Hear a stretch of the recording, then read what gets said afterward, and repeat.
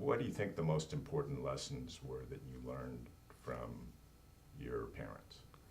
Well, I said mostly my father, actually, believe it or not. My mother wasn't quite in the same space as my dad because she was in the house all the time and I was always outside. And so that's just what we did. And so I worked with my dad a lot. And hard work was, education and hard work. Those two just went synonymous. We worked, we had to be up in the morning by 4:30 to milk the cows. Every morning we had to have it done by 6 or 6:30 because that's when the milk truck came through and picked up the milk. And so I got used to getting up early in the morning, that's for sure. Okay.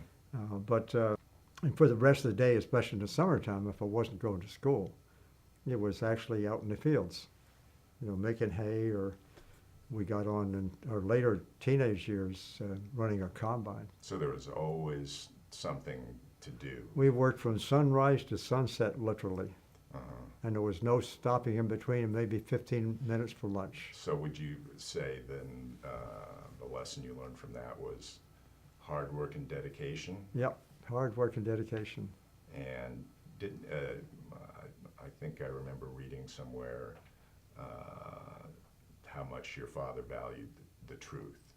Oh yeah, he made it clear to us, and right from the very beginning, one of the first things I remembered a few times was, he was not afraid to use the switch on the tree, or something like that. He didn't do very often, but sometimes we did something he didn't really want to happen. Mm-hmm. So we didn't care about getting a switch or two, across the bottom end, with something like that. That wasn't the hard part. The hard part was he always made us sit down and listen to his lecture. That's where I learned the word lecture from. I got to give you a lecture. And his lecture was basically, telling the truth. You don't ever, not tell the truth. You don't, you would sort of tell those things. I remember that very well. Well, it seems that was the harder part of the punishment. But I did learn that when he said tell the truth, he meant tell the truth. Well, that's become ingrained in you. That's really, don't you think that that's had an influence on? Yeah, it really has, because then later that was reinforced, when I was in my teenage years and on into college. Mm-hmm. And I started hearing then about his reputation in the farm communities in the little town. He had a really an enormous reputation for being a man of integrity, of honesty. And I remember on one particular occasion, I was working away down the road a ways, mm-hmm. in a laboratory. And one morning I was going in, I was speeding, and another morning when I got another speeding ticket, I lost my license. So then I had to hitchhike home. A group of black guys. This is in Virginia. They stopped and picked me up, and they knew my dad. And the guy in the front, his name was Slim, a guy I'd known, and he introduced me to the guy. Hey, you guys, like that. He says, you know who this is, don't you? And he said, he's Tom Campbell's son. He said, your father, he says, the most respected man of the black community in this entire county. He just flat out just said it. He was quite emotional about it. Wow. And so and what date was this? This was like this was in about 55. I mean, I was older, so then I was really beginning to appreciate, who he was, what he was saying, and stuff like that. Well, and that was the real early days of the civil rights movement. Yeah, this in Virginia, and everything is still segregated and everything like that. But in fact, he came to my father's funeral, and he insisted he had to come in the back door. And he was totally uncomfortable going out into the waiting room, and he sat in the kitchen. And so he told a story about my dad.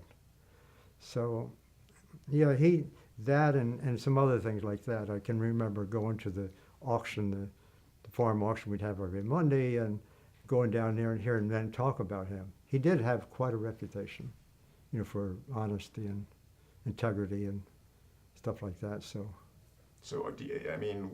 when you're doing your scientific research later in life, did you consciously think about that, trying to live up to your father's ideals? No, or I don't. By that time, as it just became a part of you. Well, we'll get to this later, but on the question concerning the New York Times article announced the North China study. Mhm. You know, that was a fork in the road. And so I came home and talked to Karen about it, you know, like it was an option. Either we go this way or that way. To me, there was no option. There was only one way. Tell the truth and let it go where it wants to go, Right. even though I was going to sacrifice my career for it. So, you know, the fact of the matter is that stuck with me.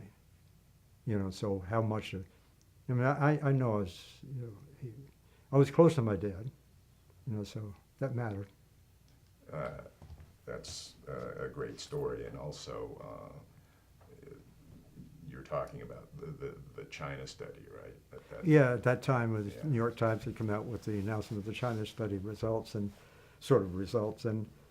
But you knew you were going to piss a lot of people off with that. Quite frankly, I had quite a big reputation in my field at the time, and even people accusing me of having too much power. So when the New York Times came out, that startled some people. And I knew, and it was the title, the headline they put on that article was a little bit provocative. It made me nervous. They said, "Oh my God, you know, they're gonna wipe out my reputation." Well, So- not to get ahead of ourselves too much. Yeah, we're well, gonna- okay, we'll come back to but that later. What was the headline they put on it? I can't remember actually. They called it the Grand Prix of all studies. Yeah, something like Something, that. yeah, something grand. I've I read should- the article, yeah. Yeah, something like that, and which for those of us in science is pretty wild claim. You know, you don't go out and make such, you know, such pronouncements like that. I didn't particularly want it, Mhm. and so I called up the Jane Brody who wrote the article. And said, "What'd you do that for?" Because I knew that was going to get some heat on that, big time. Okay. Because I had already been getting heat prior to that from my views, and so that sealed it.